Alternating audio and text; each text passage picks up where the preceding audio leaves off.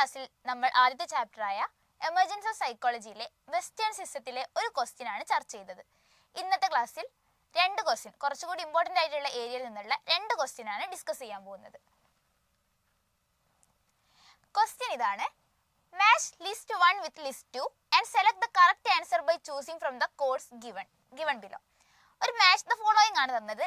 ഒരു ഭാഗത്ത് തന്നിട്ടുള്ളത് ബുക്സ് ആണ്, അപ്പുറത്തെ ലിസ്റ്റ് ആയിട്ട് തന്നിട്ടുള്ളത് ഓതേഴ്സ് ആണ്. നമ്മൾ ഇവിടുത്തെ ബുക്ക് നോക്കിയിട്ട് അത് ആരാണോ എഴുതിയത് അവരിലേക്ക് മാച്ച് ചെയ്യാണ്. അതാണ് ക്വസ്റ്റ്യൻ. സോ നമുക്ക് ഇതിലുള്ള ഓരോ ഓതേഴ്സിനെ പറ്റിയിട്ടും ഡീറ്റെയിൽ ആയിട്ട് നോക്കാം. അവരുടെ മറ്റ് ബുക്സ് ഏതാണെന്ന് കൂടി നമുക്ക് ചർച്ച ചെയ്യാം. അങ്ങനെയാവുമ്പോൾ ആ ഒരു ക്വസ്റ്റ്യൻ ആണ് എക്സാമിന് വരുന്നതെങ്കിൽ നമുക്ക് എഴുതാൻ പറ്റും. ആദ്യത്തേത് അബ്രഹാം മാസ്ലോ. അബ്രഹാം മാസ്ലോ കഴിഞ്ഞ ക്ലാസ്സിൽ നമ്മൾ പറഞ്ഞിട്ടുണ്ട്. ഹ്യൂമനിസ്റ്റിക് സൈക്കോളജിയിലെ ഒരു മേജർ ഫിഗർ ആണ് അബ്രഹാം മാസ്ലോ. 1908 മുതൽ 1970 വരെ. ഇദ്ദേഹം ഒരു അമേരിക്കൻ സൈക്കോളജിസ്റ്റ് ആണ്, founder of humanistic psychology. Humanistic സൈക്കോളജിന്റെ ഫൗണ്ടർ ആണ്. പിന്നെ അദ്ദേഹത്തിന്റെ ഏറ്റവും ഇമ്പോർട്ടൻ്റ് ആയിട്ടുള്ള ഒരു കോൺട്രിബ്യൂഷൻ ആണ് ഹൈറാർക്കി ഓഫ് നീഡ്സ്. സോ നമ്മൾ പറഞ്ഞുകൊണ്ടിരിക്കുന്നത് അബ്രഹാം മാസ്ലോനെ കുറിച്ചിട്ടാണ്. അദ്ദേഹം ഒരു അമേരിക്കൻ സൈക്കോളജിസ്റ്റ് ആണ്, ഹ്യൂമനിസ്റ്റിക് സൈക്കോളജിയുടെ ഫൗണ്ടർ ആണ്, and he developed hierarchy of needs. അദ്ദേഹത്തിന്റെ മേജർ കോൺട്രിബ്യൂഷൻ ആയിട്ടുള്ള ഹൈറാർക്കി ഓഫ് നീഡ്സ് നമുക്കൊന്ന് ബ്രീഫ് ആയിട്ട് നോക്കാം. ഇവിടെ 5 ലെവൽസ് ആണ് ഉള്ളത്. നമ്മൾ ഓരോ നീഡും അച്ചീവ് ചെയ്ത് കഴിഞ്ഞാൽ തൊട്ടടുത്ത നീഡിലേക്ക് നമ്മൾ കടക്കുന്നതാണ് പറയുന്നത്. ഏറ്റവും ബേസിക് ആയിട്ടുള്ള നീഡാണ് ഫിസിയോളജിക്കൽ നീഡ്. എന്തൊക്കെയാണ് ഫിസിയോളജിക്കൽ നീഡിൽ വരുന്നത്? Air, water, food, shelter, sleep, clothing and reproduction. ഇത്രയും കാര്യങ്ങളാണ് ഫിസിയോളജിക്കൽ നീഡിൽ വരുന്നത്.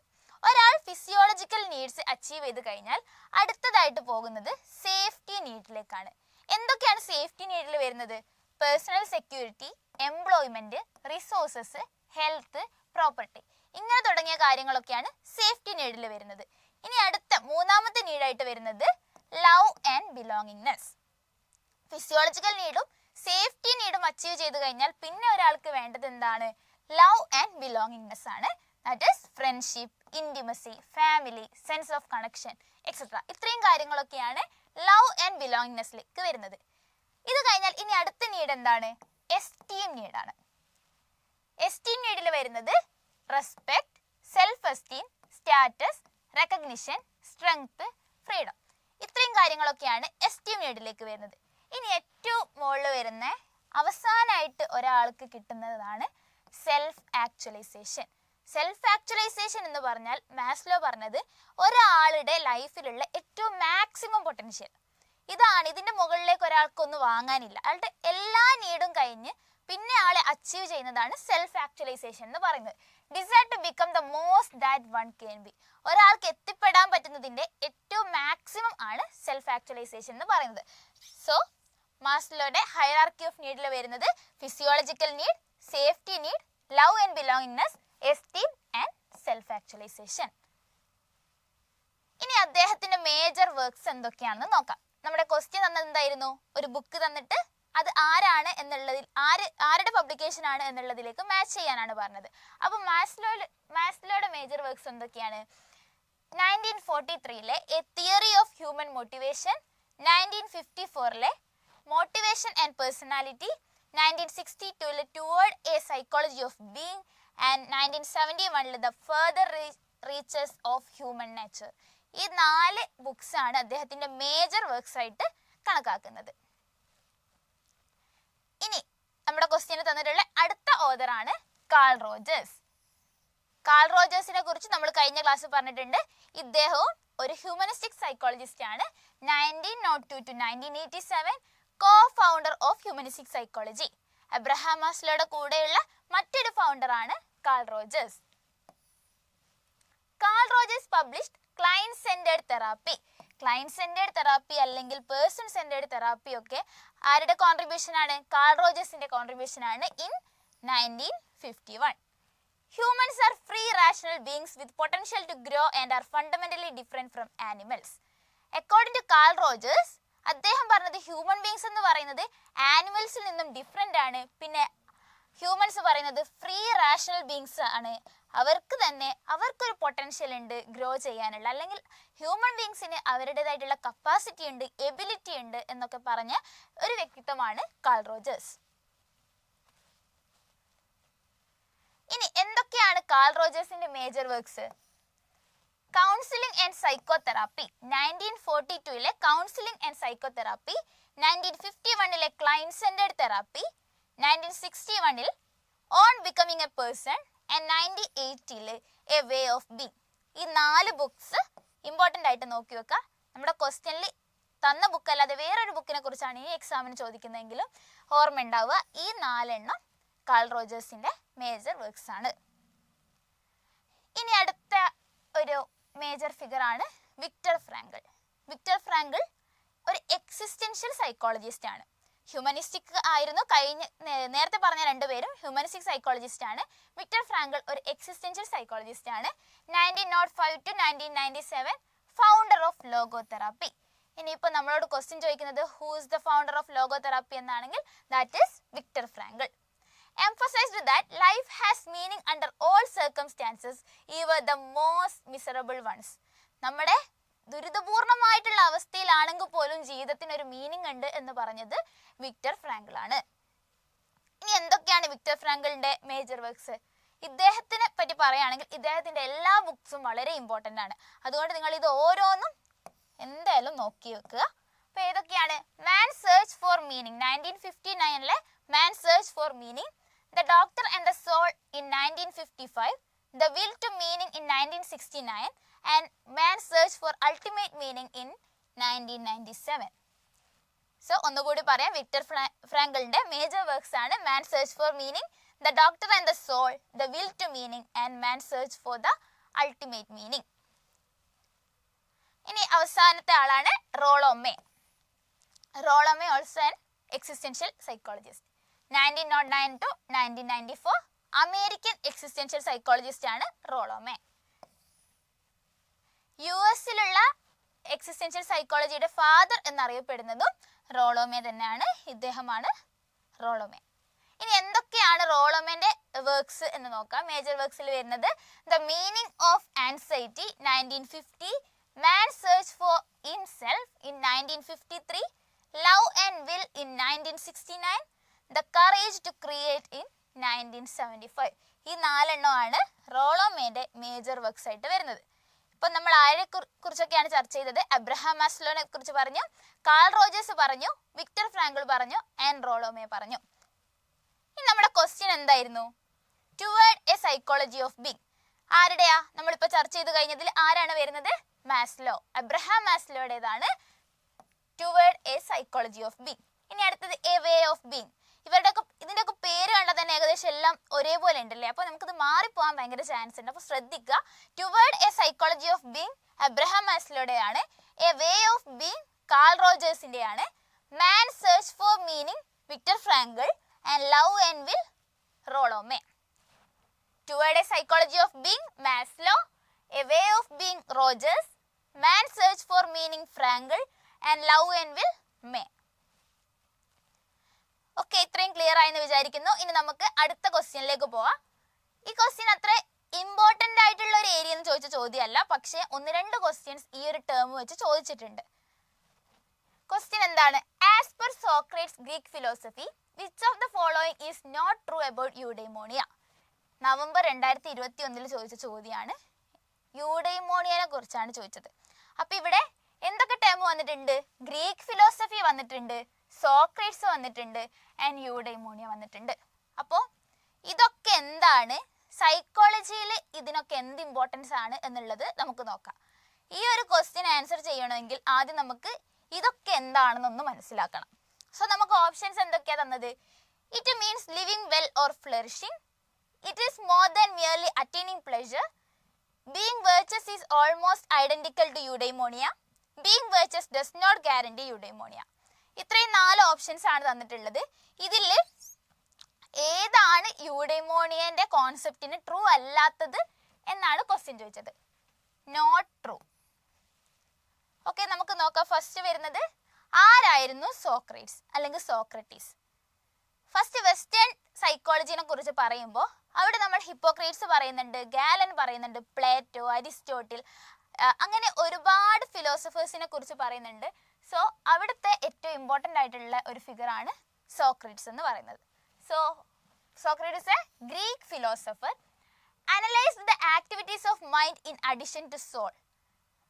ആ ഒരു സമയത്ത് ഗ്രീക്ക് ഫിലോസഫിയിലൊക്കെ അധികം സോളിനെ കുറിച്ചിട്ടാണ് പറഞ്ഞുകൊണ്ടിരുന്നത്. അപ്പോൾ സോൾ എന്നതിൻ്റെ അപ്പുറത്തേക്ക് മൈൻഡിൻ്റെ ആക്ടിവിറ്റിനെ കുറിച്ച് കൂടി പറഞ്ഞ ഒരു ഫിഗറാണ് സോക്രട്ടീസ്. മോറൽ ഫിലോസഫി, അദ്ദേഹത്തിൻ്റെ ഒരു കോൺട്രിബ്യൂഷൻ ആണ് മോറൽ ഫിലോസഫി. സോക്രാറ്റിക് മെത്തേഡ്, സോക്രട്ടീസിന്റെ ഒരു മെത്തേഡാണ് ഡയലാക്റ്റിക് മെത്തേഡ് അല്ലെങ്കിൽ സോക്രാറ്റിക് മെത്തേഡ് എന്ന് പറയുന്നത്. എന്താണ് ഡയലാക്റ്റിക് മെത്തേഡ് എന്ന് പറഞ്ഞാൽ? Method of seeking knowledge by question and answer. Question and ആൻസറിലൂടെ നമ്മൾ നോളേജ് സീക്ക് ചെയ്യുന്നതിൻ്റെ മെത്തേഡിനെയാണ് ഡയലാക്റ്റിക് മെത്തേഡ് എന്ന് പറയുന്നത്. അപ്പോൾ ഇത്രയാണ് സോക്രട്ടീസിനെ കുറിച്ചിട്ട് ഏറ്റവും ചുരുക്കി പറയാനുള്ളത്. ഇനി നമ്മുടെ ക്വസ്റ്റ്യൻ എന്തായിരുന്നു? യൂഡൈമോണിയനെ കുറിച്ചിട്ടാണ് അല്ലേ? അപ്പൊ എന്താണ് യൂഡൈമോണിയ? According to Socrates' Greek philosophy, eudaimonia is the highest good, often translated as flourishing or living well. Living well, നമ്മൾ നന്നായിട്ട് ജീവിക്കുക, നല്ലൊരു മീനിങ് ആയിട്ടുള്ള ഒരു ജീവിതം എന്നുള്ളതിനാണ് യൂഡൈമോണിയ എന്ന് പറയുന്നത്. Socrates believed that the virtue is both necessary and sufficient for eudaimonia. ഏറ്റവും ഇമ്പോർട്ടൻ്റ് ആയിട്ട് നോക്കേണ്ട ഒരു ടേം ആണ്. സോക്രട്ടീസിന്റെ ഗ്രീക്ക് ഫിലോസഫി വെച്ചിട്ട് വെർച്യു ആണ് യൂഡൈമോണിയ. വെർച്യു എന്ന് പറഞ്ഞാൽ എന്താ, അല്ലെങ്കിൽ വെർച്വസ് ആവുക എന്ന് പറഞ്ഞാൽ എന്താ? ധാർമ്മികത. നമ്മുടെ ലൈഫിൽ ധാർമ്മികത കൊണ്ടുവരുന്ന സമയത്താണ് ഒരാളുടെ ലൈഫിന് മീനിങ് ഫുൾ ആവുന്നത്, അല്ലെങ്കിൽ ആളൊരു ഹാപ്പിനെസ് കണ്ടെത്തുന്നത് എന്നൊക്കെയാണ് സോക്രട്ടീസ് പറഞ്ഞത്. In his view, A truly virtuous A person will achieve eudaimonia because living a morally good life itself the good life. ഒരാൾ മോറലി ഗുഡ് ആയിട്ടുള്ളൊരു ലൈഫ് ലീഡ് ചെയ്യുകയാണെങ്കിൽ അത് തന്നെയാണ് അദ്ദേഹത്തിൻ്റെ ഒരു, അല്ലെങ്കിൽ ആ ഒരു പേഴ്സണിൻ്റെ ഗുഡ് ലൈഫ് എന്നാണ് സോക്രട്ടീസിൻ്റെ ഫിലോസഫിയിൽ പറയുന്നത്. യൂഡൈമോണിയ എന്ന് പറഞ്ഞാൽ ബീയിങ് വെർച്വസ്, ധാർമ്മിക ബോധമുള്ള ഒരു വ്യക്തിയായി തീരുന്നത്, അത് തന്നെയാണ് യൂഡൈമോണിയ അച്ചീവ് ചെയ്യാനുള്ള, അല്ലെങ്കിൽ ജീവിതത്തിൽ ഒരു ഹാപ്പിനെസ് കണ്ടെത്താൻ പറ്റുന്നത്. ഈ ഫിസിക്കലായിട്ടുള്ള ഹാപ്പിനെസ്സിൽ നിന്നും അപ്പുറത്തേക്ക് ഒരാൾ അച്ചീവ് ചെയ്യുന്ന ആ ഒരു ഹാപ്പിനെസ്സിനെയാണ്, അല്ലെങ്കിൽ ഒരു ഫ്ലറിഷിങ്ങിനെയാണ് യൂഡൈമോണിയ എന്ന് പറയുന്നത്. എന്താണ്? വളരെ സിമ്പിൾ ടേമിൽ യൂഡൈമോണിയനെ കുറിച്ച് പറയുകയാണെങ്കിൽ, living A life of purpose and fulfilment. ഒരു പേർപ്പസും അല്ലെങ്കിൽ ഒരു ഫുൾഫിൽമെന്റും ഒക്കെ ഉണ്ടാക്കി തീർക്കുക ഒരാളുടെ ജീവിതത്തിന്, അതാണ് യൂഡൈമോണിയ എന്ന് പറഞ്ഞത്. Achieving happiness and wellbeing through meaning activities and relationship. Meaning ആയിട്ടുള്ള ആക്ടിവിറ്റീസ് വഴിയും അല്ലെങ്കിൽ നല്ല ബന്ധങ്ങൾ വഴിയും ഒക്കെ നമ്മുടെ ജീവിതത്തിൽ ഒരു ഹാപ്പിനെസ്സോ അല്ലെങ്കിൽ ഒരു വെൽബീയിങ്ങോ ഒക്കെ അച്ചീവ് ചെയ്യുക എന്നുള്ളതാണ് eudaimonia. Realising one's potential and living a virtuous life. ഒരാളുടെ പൊട്ടൻഷ്യൽ എന്താണ് എന്ന് തിരിച്ചറിഞ്ഞിട്ട് ഒരു വെർച്വസ് ആയിട്ടുള്ള, ധാർമ്മികമായിട്ടുള്ള ഒരു ജീവിതം എത്തിച്ചേരുക, അല്ലെങ്കിൽ അവിടേക്ക് ധാർമ്മികമായിട്ടുള്ള ജീവിതം നയിക്കുക എന്നുള്ളതാണ് യൂഡൈമോണിയ എന്നൊക്കെയാണ് പറയുന്നത്. ഓക്കെ, നമ്മുടെ ക്വസ്റ്റ്യൻ എന്തായിരുന്നു? As per Socrates Greek philosophy, which of the following is not true about eudaimonia. ഇപ്പം നമ്മൾ എന്താണ് യൂഡൈമോണിയ എന്ന് പഠിച്ചു. ഇനിയിപ്പോൾ തന്നിട്ടുള്ള ഓപ്ഷൻ കണ്ടാൽ നമുക്ക് ഇതിൽ ഏതാണ് ശരിയല്ലാത്തതെന്ന് മനസ്സിലാവും. It means living well or flourishing, അതാണ് ഇതിൻ്റെ ലിറ്ററൽ മീനിങ്. സോ അത് കറക്റ്റ് ആണ്. It is more than merely attaining pleasure. നമ്മൾ പറഞ്ഞു, ഒരു പ്ലഷർ കിട്ടുന്നതിൻ്റെ അപ്പുറത്തേക്കായിട്ട് വേറെ പല കാര്യങ്ങളുമാണ് eudaimonia. So it also correct. Being virtuous is almost identical to eudaimonia. ധാർമ്മികത എന്ന് പറയുന്നത് തന്നെയാണ് യൂഡൈമോണിയ എന്നാണ് പറയുന്നത്. സോ അതും കറക്റ്റ് ആണ്. Being virtuous does not guarantee eudaimonia. അവസാനത്തെ ഓപ്ഷൻ എന്താ? വെർച്വസ് ആവുക എന്ന് പറയുന്നത് യൂഡൈമോണിയ അല്ല എന്നാണ് പറയുന്നത്. പക്ഷെ ആ ഒരു ഓപ്ഷൻ നമുക്കറിയാം കറക്റ്റ് അല്ല. ഒന്നുകൂടി നോക്കാം. It means living well or flourishing. This is the literal meaning of eudaimonia. യൂഡൈമോണിയന്റെ ലിറ്ററൽ മീനിങ് ആണ്